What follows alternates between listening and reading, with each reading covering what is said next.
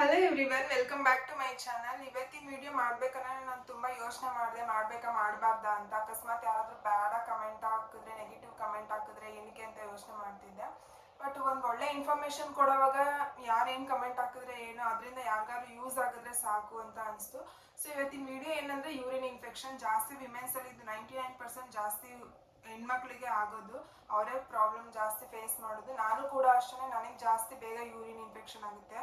So ಅದು ಹೇಗಾಗುತ್ತೆ, ಯಾಕಾಗುತ್ತೆ, ಮತ್ತು ಅದನ್ನು ಅವಾಯ್ಡ್ ಮಾಡೋಕ್ಕೆ ಏನೇನು ಮಾಡಬೇಕು ಅನ್ನೋದನ್ನ ನಾನು ವಿಡಿಯೋಲ್ಲಿ ಪೂರ್ತಿ ತೋರಿಸ್ಕೊಡ್ತೀನಿ. ನಾನೇನೇನು ಯೂಸ್ ಮಾಡ್ತೀನಿ ಅದನ್ನು ಅವಾಯ್ಡ್ ಮಾಡೋಕ್ಕೆ ಅಂತ.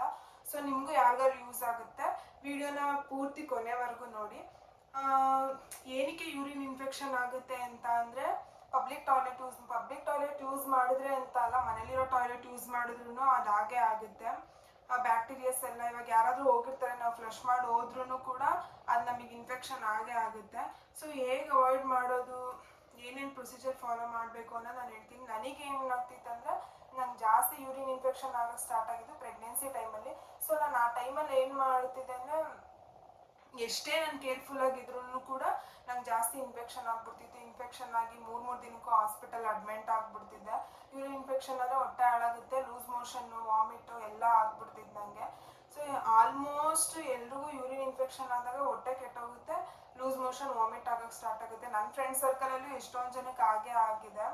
ನನಗೂ ಕೂಡ ಅಷ್ಟೇನೆ. ಇವಾಗೂ ಅಷ್ಟೇ, ಬೇರೆಯವ್ರು ಯಾರಾದರೂ ಯೂಸ್ ಮಾಡೋ ಟಾಯ್ಲೆಟ್ ನಾನೇನೋ ಫ್ಲಶ್ ಮಾಡಿ ಅಥವಾ ನಾನು ಯೂಸ್ ಮಾಡೋ ಪ್ರಾಡಕ್ಟ್ ಏನೋ ಸ್ಪ್ರೇ ಮಾಡಿ ನಾನು ಹೋಗಿಲ್ಲ ಅಂದರೆ ನನಗೂ ಕೂಡ ಹಂಗೆ ಆಗುತ್ತೆ.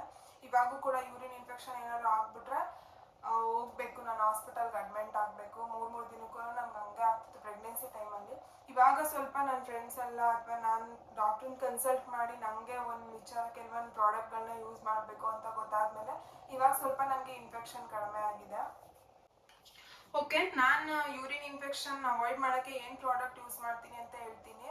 ಈ ಪ್ರಾಡಕ್ಟ್ಗೆ ಯೂಸ್ ಮಾಡೋದು, ನಾವು ಈ ಪ್ರಾಡಕ್ಟ್ ಯೂಸ್ ಮಾಡ್ದಿರಾ ಯೂರಿನ್ ಇನ್ಫೆಕ್ಷನ್ ಆಗಿ ಹಾಸ್ಪಿಟಲ್ಗೆ ಹೋಗಿ ಅಷ್ಟೊಂದು ದುಡ್ಡು ಖರ್ಚು ಮಾಡೋದ್ರ ಬದಲು ಇವೆರಡು ಪ್ರಾಡಕ್ಟ್ ಇದ್ದರೆ ಸಾಕು. ನಾನು ಯೂಸ್ ಮಾಡೋದು ಕಂಪ್ಲೀಟಾಗಿ ಅವಾಯ್ಡ್ ಆಗುತ್ತೆ ಅಂತಲ್ಲ, ಅವಾಯ್ಡ್ ಮಾಡ್ಬೋದು ಇದನ್ನು ಯೂಸ್ ಮಾಡೋದ್ರಿಂದ. ನಿಮ್ಗೆ ಏನಾದರೂ ಜಾಸ್ತಿ ಇನ್ಫಾರ್ಮೇಷನ್, ಜಾಸ್ತಿ ಇನ್ಫೆಕ್ಷನ್ ಈ ಥರ ಆಯಿತು ಅಂದರೆ ನೀವು ಬೆಟರ್ ಡಾಕ್ಟ್ರನ್ನ ಕನ್ಸಲ್ಟ್ ಮಾಡೋದು.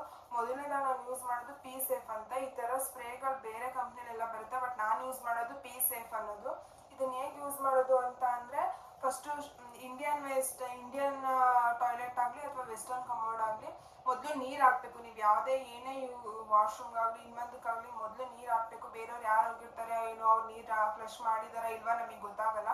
ಸೊ ನೀರು ಫ್ಲಶ್ ಮಾಡಬೇಕು. ಆಮೇಲೆ ಇದನ್ನು ಶೇಕ್ ಮಾಡಿ ಸ್ಪ್ರೇ ಮಾಡಬೇಕು ಸೆಟ್ಟಿಂಗ್ ಏರಿಯಾಗೆ ಮತ್ತು ಕಮೋಡ್ ಒಳಗಡೆ ಎಲ್ಲ ಸ್ಪ್ರೇ ಮಾಡಬೇಕು. ಆಮೇಲೆ ಒಂದು 10 ಸೆಕೆಂಡ್ಸ್ ವೆಯ್ಟ್ ಮಾಡಿ ಆಮೇಲೆ ನಾವು ಯೂಸ್ ಮಾಡ್ಕೊಬೋದು. ವಾಶ್ರೂಮಿಗೆ, ಟಾಯ್ಲೆಟ್ ಹೋಗೋಕ್ಕಾಗಲಿ ಅಥವಾ ಯೂರಿನ್ ಪಾಸ್ ಮಾಡೋಕ್ಕಾಗಲಿ ಯೂಸ್ ಮಾಡ್ಕೊಬೋದು. ಇದರಿಂದ ಅದರಲ್ಲಿರೋ ಬ್ಯಾಕ್ಟೀರಿಯಾಸ್ ಎಲ್ಲ ಅವಾಯ್ಡ್ ಆಗುತ್ತೆ 90%. ಸೊ ಇದು ಬೆಸ್ಟು. ನೆಕ್ಸ್ಟು ಯೂಸ್ ಮಾಡೋದು ನಾನು ವಿ ವಾಶ್ ಆಲ್ಮೋಸ್ಟ್ ಎಲ್ರಿಗೂ ಗೊತ್ತಿರುತ್ತೆ, ಪ್ರತಿಯೊಬ್ಬರಿಗೂ ಗೊತ್ತಿರುತ್ತೆ ವಿ ವಾಶ್ ಏನಕ್ಕೆ ಯೂಸ್ ಮಾಡ್ತೀವಿ. ನಮ್ಗೆ ಏನಾದರೂ ಇನ್ಫೆಕ್ಷನ್ ಆದರೆ ಅದನ್ನು ಅಟ್ಲೀಸ್ಟ್ ದಿನಕ್ಕೆ ಒಂದು ಸತಿ ಆದರೂ ಯೂಸ್ ಮಾಡಬೇಕು. ಕೆಲವ್ರಿಗೆ ಡೌಟ್ ಇರುತ್ತೆ, ಪೀರಿಯಡ್ಸ್ ಟೈಮಲ್ಲಿ ಯೂಸ್ ಮಾಡ್ಬೋದಾ ಏನು ಅಂತ. ಹೆಣ್ಮಕ್ಳಿಗೆ ಆರಾಮ್ಸೆ ಯೂಸ್ ಮಾಡ್ಬೋದು, ಅಲ್ಲೇ ಕೊಟ್ಟಿರ್ತಾರೆ ಪೀರಿಯಡ್ಸ್ ಟೈಮಲ್ಲೂ ಕೂಡ ಯೂಸ್ ಮಾಡ್ಬೋದು ಅಂತ ಇಲ್ಲೇ ಕೊಟ್ಟಿದ್ದಾರೆ ನೋಡಿ. ಇದು 180 ರೂಪೀಸ್ ಪಿ ಸೇಫು, 180 ರೂಪೀಸ್ ಅಷ್ಟೇ. ಇದು 200 ಒಳಗಡೆ ಇದು ಸಿಗುತ್ತೆ. ಇದು ಆಲ್ಮೋಸ್ಟ್ ಪಾಕೆಟ್ ಫ್ರೆಂಡ್ಲಿ ಥರ ಕ್ಯಾರಿ ಮಾಡ್ಬೋದು. ಇದಕ್ಕಿಂತ ಚಿಕ್ಕ ಬಾಟ್ಲೂ ಕೂಡ ಬರುತ್ತೆ. ನಾನು ಅಷ್ಟೇ, ಇದು ಸ್ವಲ್ಪ ದೊಡ್ಡದು, ಇನ್ನೊಂದು ಚಿಕ್ಕದು ಬಂದಿದೆ ನನ್ನ ಹತ್ರ. ಏನಾದ್ರು ಹೊರಗಡೆ ಹೋದಾಗ ನಾನು ಕ್ಯಾರಿ ಮಾಡ್ತೀನಿ, ನೀವು ಕೂಡ ಕ್ಯಾರಿ ಮಾಡ್ಬೋದು. ಅದು 90 ರೂಪೀಸ್ ಏನೋ ಅನಿಸುತ್ತೆ ಅದೂ. ವಿ ವಾಶು ಅಷ್ಟೇ, ಇದನ್ನ ಈಚೆ ಹೋದಾಗ ನಾನು ಕ್ಯಾರಿ ಮಾಡೋದು. ಇನ್ನೊಂದು ದೊಡ್ಡ ಬಾಟ್ಲು ಕೂಡ ಇದೆ. ಮತ್ತು ಇನ್ನೊಂದು ಇದೆರಡು ಬಿಟ್ಟು ಇನ್ನೊಂದು ಮೇನ್ ಏನು ಥಿಂಗ್ ಅಂದರೆ, ನಾವು ಕಾಟನ್ ಪ್ಯಾಂಟೀಸ್ ಯೂಸ್ ಮಾಡಬೇಕು. ಕಾಟನ್ ಯೂಸ್ ಮಾಡಿದಷ್ಟು ನಮಗೆ ಇನ್ಫೆಕ್ಷನ್ ಆಗೋದು ಕಡಿಮೆ ಆಗುತ್ತೆ. ಕಾಟನ್ ಪ್ಯಾಂಟೀಸ್ ಯೂಸ್ ಮಾಡಿ ಮತ್ತು ಡೈಲಿ ಚೇಂಜ್ ಮಾಡಬೇಕು. 2 ಡೇಸ್ 3 ಡೇಸ್ ಒಂದ್ಸತಿ ಚೇಂಜ್ ಮಾಡಿದ್ರೆ ಅದು ಇನ್ಫೆಕ್ಷನ್ ಜಾಸ್ತಿ ಆಗುತ್ತೆ, ಇಚ್ಚಿಂಗ್ ಆಗುತ್ತೆ ಕೆಲವರಿಗೆ. ನನಗೆ ಪೀರಿಯಡ್ಸ್ ಇನ್ನೇನು ನಿಯರ್ ಬರ್ತಿದೆ ನನಗೆ ಇಚ್ಚಿಂಗ್ ಸ್ಟಾರ್ಟ್ ಆಗುತ್ತೆ. ಆಲ್ಮೋಸ್ಟ್ ಇದು ನಾನು ಡಾಕ್ಟ್ರನ್ನ ಕನ್ಸಲ್ಟ್ ಮಾಡಿದಾಗ ಹೇಳಿದ್ರು ಅವರು, ಇದು ಎಷ್ಟೊಂದು ಜನಕ್ಕೆ ಕಾಮನ್ ಆಗಿರುತ್ತೆ ಅಂತ. ಬಟ್ ಆದ್ರೂ ಇವಾಗ ಸ್ವಲ್ಪ ಕಡಿಮೆ ಆಗಿದೆ. ಇದನ್ನೆಲ್ಲ ಫಾಲೋ ಮಾಡೋಕ್ಕೆ ಸ್ಟಾರ್ಟ್ ಮಾಡಿದಾಗ ಕಡಿಮೆ ಆಗಿದೆ.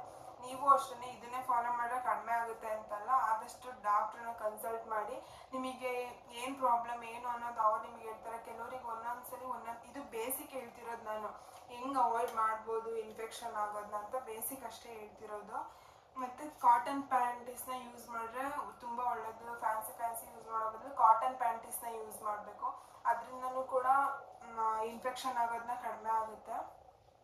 ಸೊ ಹೆಣ್ಮಕ್ಳಿಗೆ ಜಾಸ್ತಿ ಯೂರಿನ್ ಇನ್ಫೆಕ್ಷನ್ ಆಗೋದೇ ಹೆಣ್ಮಕ್ಳಿಗೆ ಜಾಸ್ತಿ. ಪೀರಿಯಡ್ಸ್ ಆಗೋದಾಗಲಿ, ಮುಂದೊಂದಾಗಲಿ, ಬೇರೆ ಟಾಯ್ಲೆಟ್ ಯೂಸ್ ಮಾಡಿದಾಗಲಿ, ಗೊತ್ತಿಲ್ಲ ಯಾರು ಹೋಗಿರ್ತಾರೆ ಏನಂತ ನಾವು ಡೈರೆಕ್ಟಾಗಿ ಹೋಗ್ಬಿಡ್ತೀವಿ ಅರ್ಜೆಂಟ್ ಅನ್ನೋದ್ರಿಂದ. ಆದಷ್ಟು ನಮ್ಮ ಹೆಲ್ತ್ ನಮ್ಮ ಕೈಯಲ್ಲೇ ಇರೋದು. ಮತ್ತು ಹೆಲ್ದಿ ಫುಡ್ ತಿನ್ನಬೇಕು. ಫುಡ್ಡಲ್ಲೂ ಕೂಡ ಆಗುತ್ತೆ, ಅದು ಹೇಳೋಕ್ಕಾಗಲ್ಲ. ಫುಡ್ಡಲ್ಲೂ ಯೂರಿನ್ ಇನ್ಫೆಕ್ಷನ್ ಎಲ್ಲ ಆಗೋಕ್ಕೆ ಸ್ಟಾರ್ಟ್ ಆಗುತ್ತೆ.